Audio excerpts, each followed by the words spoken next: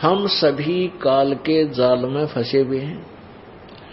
और पुण्यात्माओं, ये कथा आपको सुनाई जाती है, ये ज्ञान दिया जाता है, तुम उस तोते वाला काम मत करियो, इसने आप तक ग्रहण करो, को नहीं रोरा बताने लग जाओ।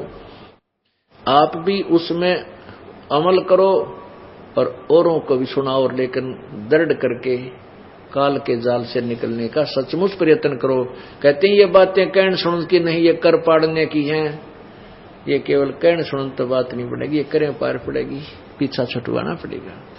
अब आपको परमात्मा की कथा सुनाते हैं, हम कैसे काल के जाल में फंसे। सृष्टि रचना। पुण्यात्माओं, जब तक आपको सृष्टि रचना का ज्ञान नहीं होगा, आप आध्यात्मिक मार्ग को, अध्यात्म ज्ञान को कह भी नहीं समझ सकोगे। सृष्टि ज्ञान को आपने कति रटना पड़ेगा। जैसा कि हम इन गुरुओं से सुना करते थे कि ब्रह्मा विष्णु महेश तो अजरो अमर हैं, इनके कोई माता पिता नहीं है, ये तो सर्वशक्तिमान है, सर्वेश्वर है, महेश्वर है, मर्तुंजय है, कालज्य है, पता नहीं क्या उपमा दे रखी थी। और ये खुद कहते हैं हमारा तो जन्म और मृत्यु होता है, इनके माता पिता लिखे हुए इनकी जीवनी में, इन पुराणों में लिखा हुआ। और ये हमारे जो पूर्वज थे, हमारे हिंदू धर्म के गुरुजी थे, वह हमारे माता पिता पूर्वजों को ये भी नहीं बता सके इन पुराणों में लिखा क्या है, केवल दंत कथा सुनाते थे, उनके विपरीत ज्ञान देते थे। अब ये कथा आपको सुनाएगा ये दास, जो प्रथम बार सुनेगा उसको तो ऐसा लगेगा जैसे ये बनावटी सी बातें हैं, और जब आपके को ये दास प्रमाण दिखाएगा, आप दांतों तले उंगली दबाओगे को हो सचमुच या तो सारी कहानी ऐसे थी। सबसे पहले केवल एक परमात्मा सत्य पुरुष। सत्य पुरुष का वास्तविक अर्थ होता अविनाशी परमात्मा, अविनाशी प्रभु। वो अनामी लोक में रहता था, अकय लोक भी बोलते हैं उसको, अकय लोक।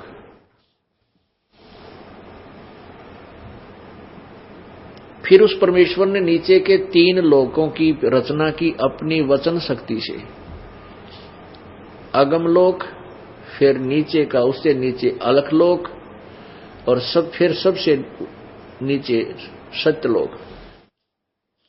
ऐसे उस अनामी लोक से अन्य 3 लोकों की ओर उस परमेश्वर पूर्ण परमात्मा ने, पूर्ण प्रभु ने, यानी कबीर देव ने रचना की।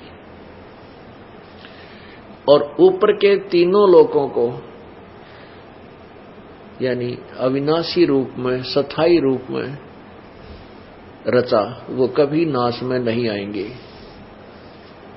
उसी एक परमात्मा ने अपने अनेक रूप बनाए। अगम लोक में वही अगम पुरुष हुआ, अलख लोक में वही अलख पुरुष, पुरुष माने परमात्मा प्रभु, और सत्य लोक में वो सतपुरुष हुआ, अविनाशी परमात्मा। अब सतलोक में परमेश्वर ने, परमपिता कबीर देव ने, सत्य पुरुष ने अपनी वचन शक्ति से एक शब्द से 16 द्वीप यानी 16 अलग अलग लोक स्थापित किए सतलोक में। और फिर 16 शब्दों से 16 पुत्रों की उत्पत्ति की।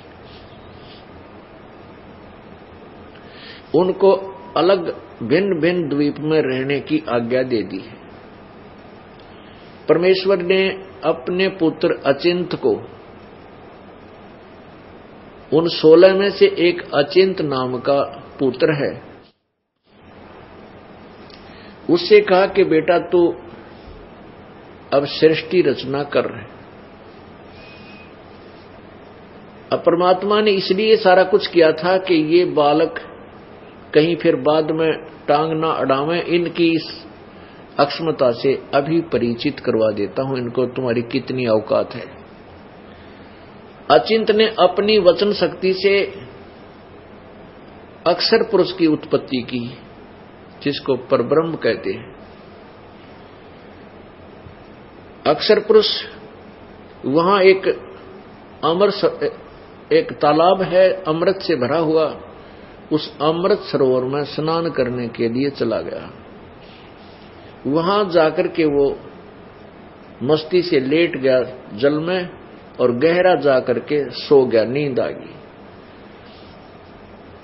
पुण्यात्माओं, सतलोक में श्वासों से शरीर नहीं है, श्वासों से जीवन नहीं है। वहां शरीर जो है असनाविरम अकायम, शुक्रम अकायम असनाविरम, वो शुक्र से बनी हुई, माता पिता के योग से बने हुए की काया नहीं है। वो जो यहां का मटेरियल है, ये मटेरियल वहां नहीं है। नाड़ियों से बना हुआ शरीर नहीं है, वो श्वास की वहां आवश्यकता नहीं है। तो तालाब में सो गया, काफी समय तक बाहर नहीं आया। तब कबीर परमात्मा ने, सत्य पुरुष ने, उसी अमृत सरोवर से जल लेकर के अपनी सिद्धि शक्ति से, अपनी वचन शक्ति से एक अंडा बनाया।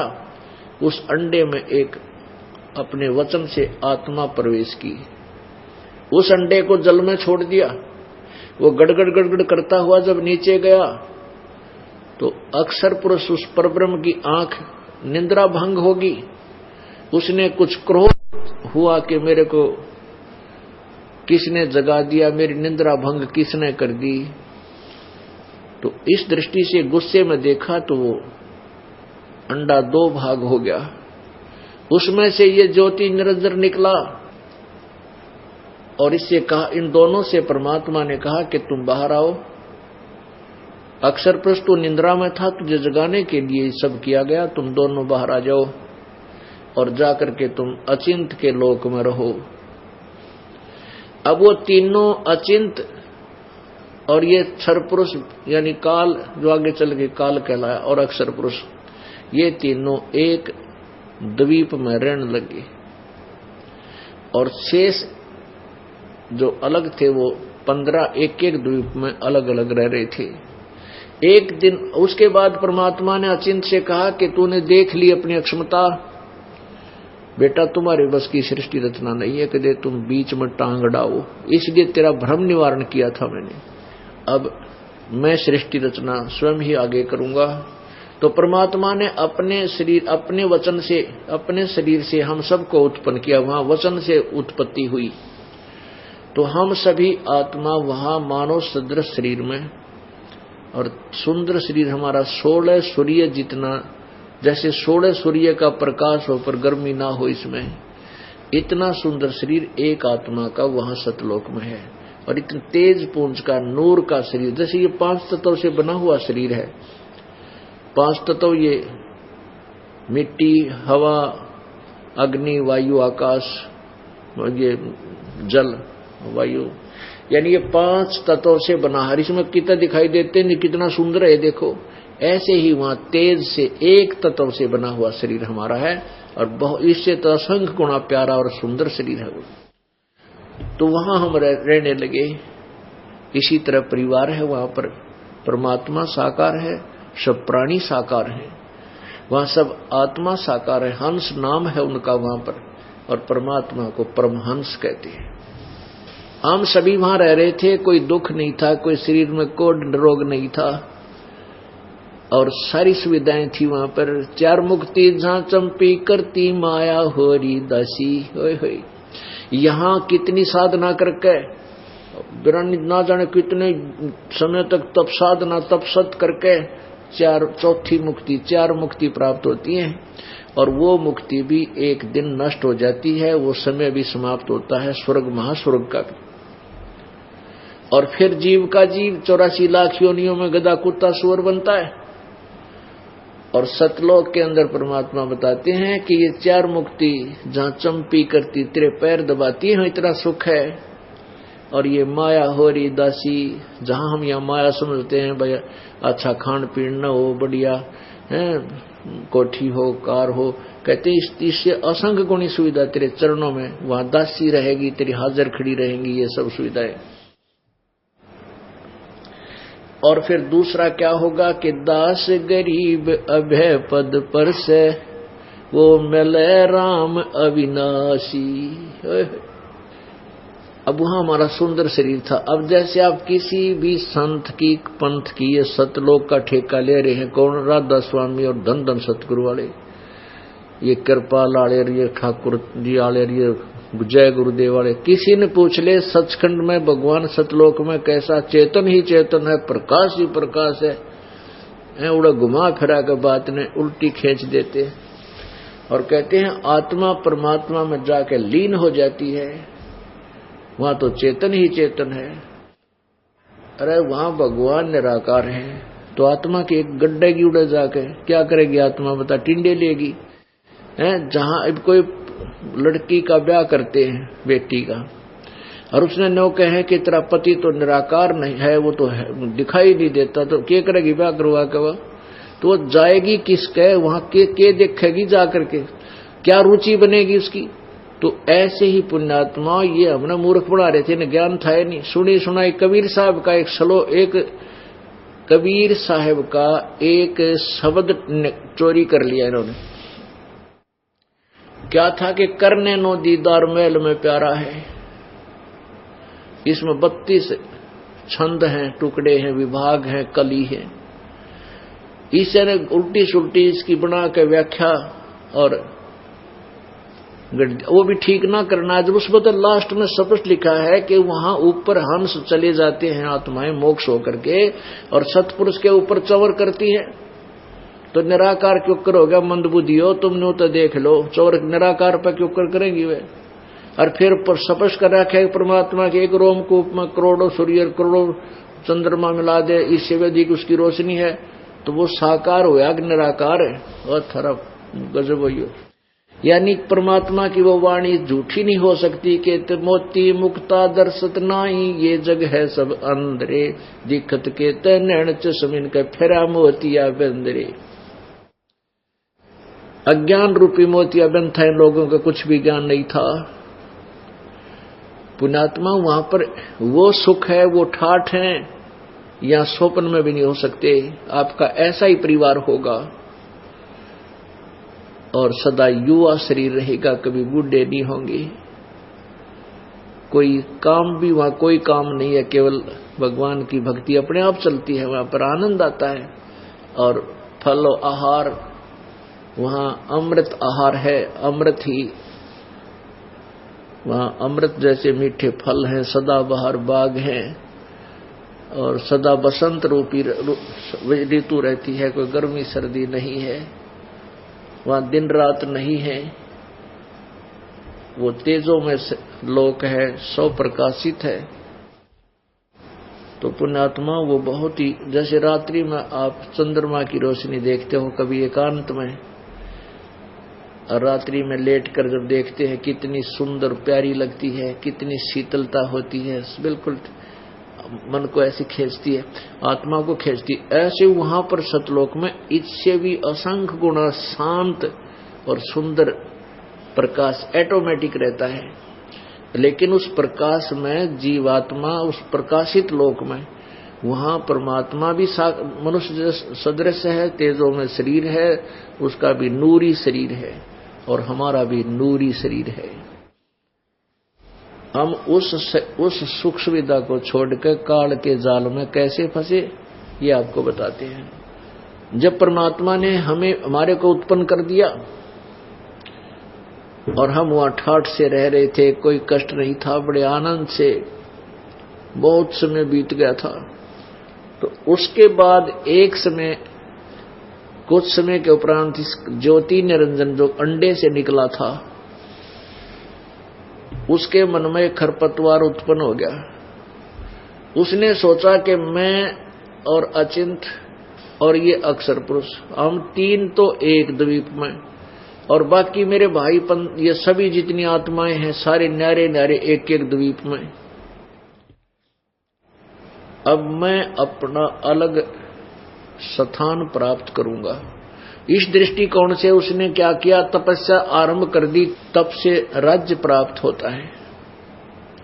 तो उसने इस दृष्टिकोण से एक पैर पे खड़ा होकर ज्योति निरंजन अर्थात क्षरपुरुष ने तपस्या प्रारंभ कर दी। काफी समय तक 70 युग तक उसने एक पैर पे खड़ा होकर के तपस्या की। अब हम सब आत्मा जो अपने पिता परमात्मा से आस्था हटा करके हम सभी आत्माएं उस ज्योति निरंजन इस काल के ऊपर आसक्त हो गए, केवल इस बात पे कि देखो एक कितना तप कर रहा है, वो कितनी देर से खड़ा है, हो हम इसको चाहने लग गए, हम पतिव्रता पद से गिर गए। जो परमात्मा हमें सर्व सुख दे रहा था, सारे ठाठ थे, ना कोई रोग था, ना कोढ़ था, ना मृत्यु थी, ना कोई टेंशन थी, ना किसी प्रकार की कोई बीपी हाई था, ना लो था, हम उसको भूल के और इस नकली के पाछे लाग दिए। हम इसको चाहने लगे ज्योति निरंजन को। परमात्मा ने आकाशवाणी की कि बच्चों तुम मत इसकी तरफ ध्यान दो, तुम अपना कर्म अपनी मस्त रहो, भक्ति करो। हम ऊपर से तो सावधान हो गए और अंदर से उसकी चाह हमारे दिल से गई नहीं। परमात्मा कबीर देव अंतर्यामी है, वो जान गए कि इनका अंतःकरण बिगड़ गया और ये पतिव्रता पद से गिर चुके हैं। अब जैसे दूध फट जाता है, बिगड़ जाता है, उसको कोई नहीं रखता, बाहर फेंक देता। सेब खराब हो जाती है, फल उसको बाहर फेंक देते, रखने योग्य नहीं होता। तो परमात्मा ने देख लिया कि ये जितनी भी आत्माएं इसके ऊपर आसक्त हैं, इनका काम बिगड़ गया। उधर से परमात्मा ने उस ज्योति निरंजन से पूछा कि क्या मांगता है, क्या चाहता है ज्योति निरंजन, बोल तू। तब उसने कहा पिताजी मुझे मेरे लिए स्थान कम है, मुझे अलग स्थान दे दो। परमेश्वर ने उसको 21 ब्रह्मांड दे दिए। जैसे एक साहूकार पिता अपने पुत्र ने 21 प्लाट दे दे खाली। तो ज्योति निरंजन बड़ा खुश हुआ उन प्लाटा ने देख के 21 ब्रह्मांडों को, कभी उसमें जाता है कभी उसमें जाता है, सैर सपेटे करने लगा। फिर उसने सोचा भी इसमें कुछ रचना भी होनी चाहिए, मेरे प्लाट के काम करेंगे, इसमें तो कुछ बनाना चाहिए। तो 70 युग तब फिर किया इसने, और हम और फिर इस पर आसक्त हो गए। अब पुण्य आत्माओं, हमारा यह बीमारी वहां से लगी। कौन सा रोग? कि जैसे ये हीरो और हीरोइन ये अपने पेट की खातिर अपने स्वार्थ विच नाचा कूदी उछलम कूदम हार श्रृंगार बना के पता नहीं के किस प्रकार का रूप बना लेते हैं, और हम इनको चाहने लग जाते हैं, नादान बालक युवा उम्र के। और लेना एक न देने दो उन तक। जैसे यहाँ हिसार में या बरवाला में कोई नेता या अभिनेत्री या अभिनेता आ जा, देखा इन बालका की भीड़, ओहो वो खड़ा 1 किलोमीटर दूर तो देखे वो खड़ा वो खड़ी देख दिखे है, और वहां सारे दिन धक्के खा के आ जाए, उन तो लेना एक न देने दो। वो अपने पैसे कमा रहे हैं उछल कूद करके, और हम उनको चाह रहे हैं। यह बीमारी हमारा वहां लगी थी सतलोक में, और उसने यह दुर्गति करवा दी हमारी। तो हम ऐसे इस काल को चाण लागे, लेना एक न देने दो को बात ने बताई से के मिला हमने। जब इसने 70 युग सेकंड टाइम तप किया तो प्रभु ने पूछा कि ज्योति निरंजन के चाह तू भाई? ज्योति निरंजन ने कहा परमात्मा मुझे कुछ कंस्ट्रक्शन मटेरियल दे दो, रचना की सामग्री दे दो। तो परमात्मा ने इसको 5 तत्व और 3 गुण दे दिए, अगले बेटा खेल खिलौना दे। अब इस काल ने सोचा चल मैं इसमें कि मैं रचना भी कर लूंगा, कंस्ट्रक्शन भी कर लूंगा, फिर कोई जीव मेरे साथ नहीं आते, अकेला इस महल में करूंगा क्या, मकानों में। इसने सोचा मुझे कुछ आत्मा भी चाहिए। तो इस ज्योति निरंजन ने 64 युग तप जब फिर कर लिया तो परमात्मा ने पूछा भाई क्या चाहता है निरंजन? जो मांगा था तुझे मैंने दे दिया, वो क्या डिमांड रहेगी तेरी? तब ज्योति निरंजन ने कहा पिताजी मुझे कुछ आत्मा दे दो, मेरा अकेले का दिल नहीं लगता। परमेश्वर बोले नहीं भाई, ये मेरी आत्मा है, मेरे शरीर से निकली है, मेरे बच्चे हैं ये। अब तुझे कैसे दे दूं, तू इनकी दुर्गति करेगा, बिरानमट्टी करेगा। ने बोला नहीं पिताजी, मैं सत्य का राज करूंगा, जो जिसा कर्म करेगा उसे फल दे दूंगा। पहले परमात्मा ने ये से वचनबद्ध करवा दिया जानबूझ करके। ये आत्मा तो कंडम है, यहाँ रखण जोगी रही को ना सतलोक में, और इस काल का फंसेंगे कदे न और काल ना कर दे। इसलिए पहले इसे कहला दिया कि जो जैसे कर्म करेगा मैं वैसे ही फल दे दूंगा, मैं दुखी नहीं करूंगा। अच्छा, परमात्मा बोला भाई देख, तेरे किसी भी जप तप के बदले में आत्मा नहीं दे सकता। हाँ, एक तरीका है, यदि कोई तेरे सब इच्छा से अपने तेरे साथ जाना चाहते हैं इन आत्माओं में, तो तू ले जा, पूछ ले इनका। अब वो ज्योति निरंजन ये ब्रह्म क्षरपुरुष हमारे पास आया और हम इसके आतिश के चारों तरफ इकट्ठे हो गए। जो आज ये कुत्ते गधे सुअर चींटी हाथी राजा ब्रह्मा विष्णु महेश और बने बैठे हैं दुर्गा, ये सारे वहां थे और इसके चारों तरफ इकट्ठे हो गए। ये कहने लगा मैंने तप करके पिताजी से अलग से ब्रह्मांड लिए हैं, वहां ये बनाऊंगा, दूधा की नदी बहाऊंगा, फलदार वृक्ष खिलाऊंगा, ऐसे करूंगा, मेरे साथ चलोगे तुम? हम तो पहले तैयार थे, क्योंकि हम तो फंस चुके थे, इसका आसक्त हो चुके थे इस पर। तो हमने कहा, आप जी ने कहा, परमात्मा हमें बता रहे हैं, ये दास परमेश्वर की तरफ से सुना रहा है और अपने आप को भी आपके साथ ही लगा के कह रहा है। फिर हमने क्या कहा कि यदि हम चल पड़ेंगे तेरे साथ, लेकिन पिताजी की आज्ञा हमें मिल जाए तो चलेंगे, पिताजी की आज्ञा दिला दो। तब ज्योति निरंजन ने कहा पिताजी वहां जाकर के परमेश्वर के पास कि पिताजी कुछ आत्मा मेरे साथ चलने को तैयार है, स्वीकृति दे रही हैं। परमात्मा ने कहा परमेश्वर कबीर देव ने, सत्य पुरुष ने, कि मेरे सामने चल, मेरे सामने हाँ भरवा दे, मेरे सामने सब करती देंगे तो मैं भेजूंगा, तेरी बात का विश्वास नहीं करता। परमात्मा कबीर देव जी आगे और ज्योति निरंजन खड़ा, हम वहीं खड़े बैठ गए सारे एकदम। परमात्मा ने कहा भी जो भी ज्योति निरंजन के साथ इसके लोकों में जाना चाहता है हाथ खड़ा करो। खड़े होकर के सभी करती दो। अब सब के सब चुप सन्नाटा छा गया कि अपने पिता के सामने क्यों करके हम इसके साथ जाएंगे। एकदम शर्मिंदे हो गए, नीचे नाड़ कर ली। परमेश्वर ने कहा कि ज्योति निरंजन तू तो कह रहा था कुछ जाना चाहते, तो कोई नहीं बोल रहा। तब एक आत्मा ने सोचा कदे बात बिगड़ जाए और स्वीकृति ना मिले, फटाफट खड़ी होगी। सबसे पहले देर किया, हिम्मत की।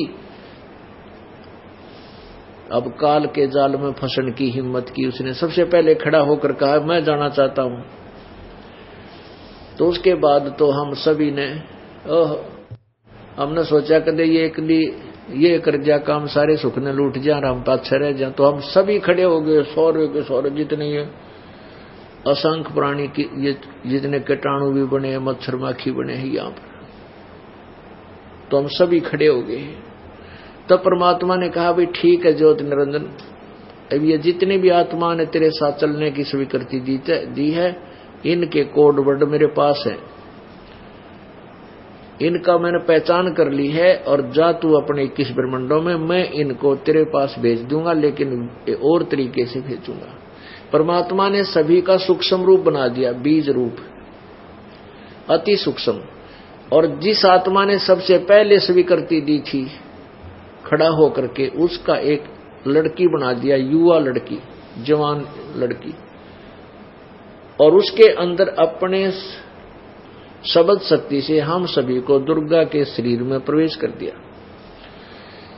और परमात्मा ने कहा बेटी मैंने तेरे को शब्द शक्ति दे दी है, तो ज्योति स्वरूप निरंजन के पास जा, वो जितने भी जीव कहे तू वचन से शब्द से उत्पन्न कर देना। परमात्मा ने उस लड़की को आकार लड़की का अवश्य दे दिया था, लेकिन उसको प्रजनन इंद्री नहीं लगाई थी। अब अपने पुत्र, एक और पुत्र, जो 16 सबसे पहले 16 पुत्रों में से एक सहज दास है, एक जोग जीत है, जिसको योग संतान भी कहते हैं। तो उनमें से सहज दास से कहा कि जा बेटा अपनी बहन को तो निरंजन के पास छोड़ के आ और उसको बता देना कि मैंने इस बहन को, बेटी को आशीर्वाद दे दिया है, वचन शक्ति दे दी है और सभी आत्मा इसके शरीर में प्रवेश कर दी जो तेरे साथ आना चाह थी। ये अपने वचन से ये जितने तू जीव कहेगा बना देगी। अब सहजदास ने जाके ज्योति नंदन के पास वो युवा लड़की अपनी बहन खड़ी कर दी और कहा पिताजी का आदेश है भाई, ये लड़की, ये दुर्गा, वो प्रकृति देवी, जिसको प्रकृति देवी कहते हैं, जिसको दुर्गा भी कहते हैं, शक्ति भी कहते हैं, अष्टांगी भी कहते हैं, वो वहां खड़ी कर दी और कहा कि इसको पिताजी ने शब्द शक्ति दे दी है, वचन शक्ति दे दी है, जितने जीव कहेगा या बना देगी, उत्पन्न कर देगी वचन से।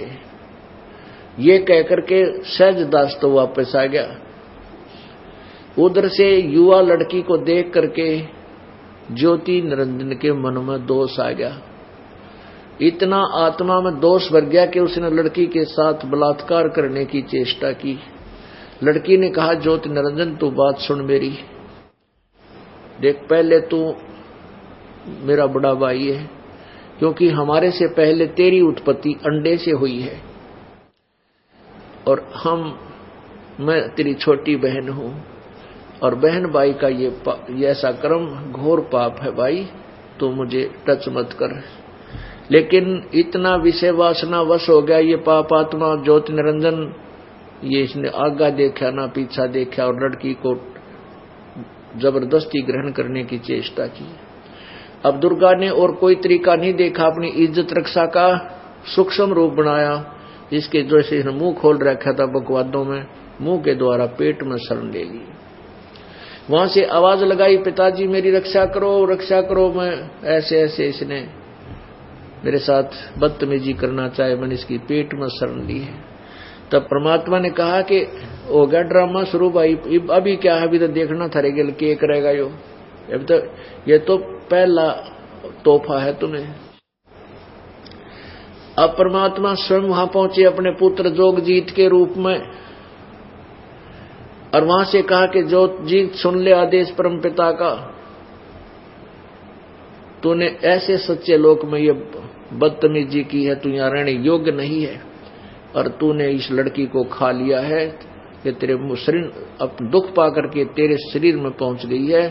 आज से तेरा नाम काल होगा, 1 लाख मानव शरीरधारी प्राणियों को नित आहार करेगा और 1.25 लाख रोज उत्पत्ति करेगा और लेकर तेरे 21 ब्रह्मांड ने यहां से चला जा। अब वहां से इतना वचन कहा था, अपने आप ये वो लड़की पेट से निकाल दी परमात्मा ने, दुर्गा को काल के पेट से निकाल दिया, बाहर खड़ी कर दी और जाओ तुम अपने भोगो कर्म जिसे तुम न करे।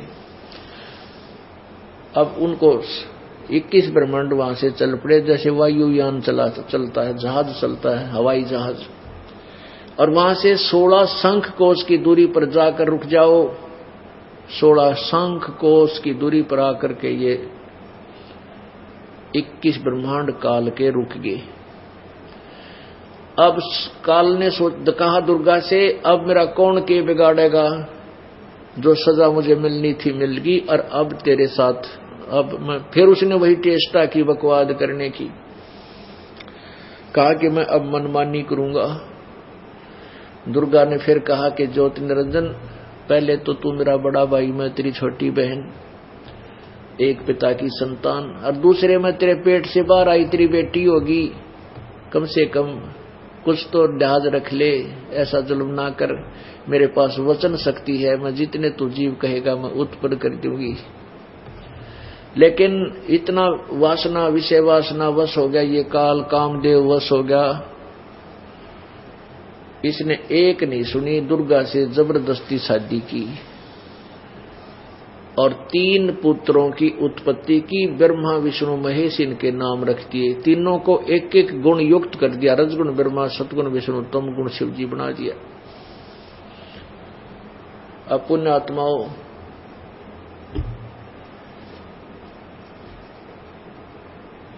ये सृष्टि रचना आपको दास ने परमात्मा की बताई हुई सुनाई।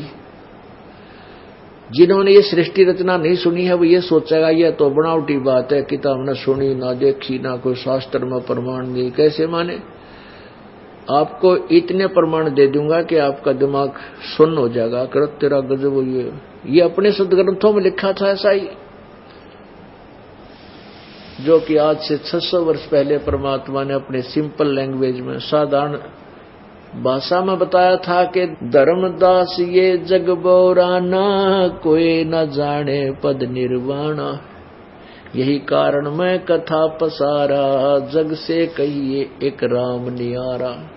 अब मैं तुमसे कहूँ चिताई, तेरे देवन की उत्पत्ति भाई। अब मैं तुझसे इन तेरे तीनों भगवानों की, ब्रह्मा विष्णु महेश का जन्म बताता हूं, क्यों करो या कैसे हुआ। अब ये जैसे दास ने कल आपको यह कथा सुनाई थी, परमात्मा की अमर वाणी सुनाई थी, कबीर वाणी, अब आज समझ में आओगी आप क्या कैसे। अब मैं तुमसे कहूँ चिताई, तेरे देवन की उत्पत्ति भाई। तेरे तीनों देवता रजगुण ब्रह्मा सतगुण विष्णु तमगुण शिव जी की उत्पत्ति सुनाता हूँ, बताता हूँ कैसे इनका जन्म हुआ। कुछ संक्षेप कहूँ गहुराई, सब संशय तो मेरे मिट जाई। संक्षेप सी बताऊंगा पर इसमें तेरे सारे संशय खत्म हो जाएंगे। भरम गए जग वेद पुराना, आदि राम का भेद न जान्या। इन वेद पुराण पढ़कर सारे भ्रमित हैं, उस आदि राम सर्वशक्तिमान सबसे पहले वाले परमात्मा सनातन पर ब्रह्म के विषय में किसी को ज्ञान नहीं। अब जो मैं कथा सुनाने जा रहा हूं, कहते हैं राम राम सब जगत बखाने, आदि राम कोई बिरलाए जाने। ज्ञानी सुने सो हृदय लगाई, मूर्ख सुने तो गम ना पाई। अब वो कथा सुनाने जा रहा हूं धर्मदास तुझे, कि परमेश्वर कबीर जी कहते हैं अपनी प्यारी आत्मा एक धर्मदास भगत श्रेष्ठ भगत था, उसको जाकर मिले थे, वो सारी कहानी सतलोक दिखाया, सारा कुछ बताया। अब मैं तुझे जो कथा सुनाने जा रहा हूं सृष्टि उत्पत्ति सृष्टि की रचना की, कि समझदार व्यक्ति बुद्धिमान तो तुरंत स्वीकार कर लेगा प्रमाण देख के सुन के, और मूर्ख सुने तेन का झूठ है झूठ है, हम नहीं मानते, हमने देखा है कोई ना सुना है कोई। अरे सुना दूंगा दिखा दूंगा, सारे प्रमाण आपके सामने रखूंगा, तब ये सत्य कथा आपके सत्य स्वीकार्य होगी। भाई माँ अष्टंगी पिता निरंजन, ये जमदारुण वंशन अंजन। इनकी माता दुर्गा है अष्टंगी ब्रह्मा विष्णु महेश की, और पिता ये ज्योति निरंजन काल है। पहले कीन निरंजन राई, पीछे से माया उपजाई। पहले तो ज्योति निरंजन की उत्पत्ति की परमात्मा कबीर जी ने स्वयं, अपनी महिमा आप ही बता रहा है, और पीछे से दुर्गा यानी सबको वचन से उत्पन्न किया। फिर दुर्गा ने सबसे पहले हाथ खड़ा किया, इसकी दुर्गा रूप दे दिया, इसको माया भी कहते हैं। पहले कीन निरंजन राई, पीछे से माया उपजाई। माया रूप देख अति शोभा, देव निरंजन तन मन लोभा। दुर्गा के सुंदर रूप को देख करके कहते हैं ज्योति निरंजन का मन डगमग हो गया। काम देव धर्मराय सताए, देवी को तुरंत धर खाए। पेट से देवी करी पुकारा, हे साहेब मेरा करो उबारा। पेट तो आवाज लगाई, कहते टेर सुनी तब हम ता आए, अष्टंगी को बंद छुड़वाए। जब उसकी पुकार सुनी तो मैं वहां गया उसके 21 ब्रह्मंडों में, और दुर्गा को उसके पेट से निकाला, उसकी बंद छुड़वाई।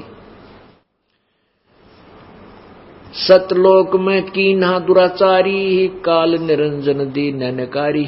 इन्होंने वहां दुराचार किया था ज्योति निरंजन ने, इसलिए वहां से ये भगा दिया था, यहां डाल दिया। माया समेत दिया भगाई, 16 शंख कोस दूरी पर आई।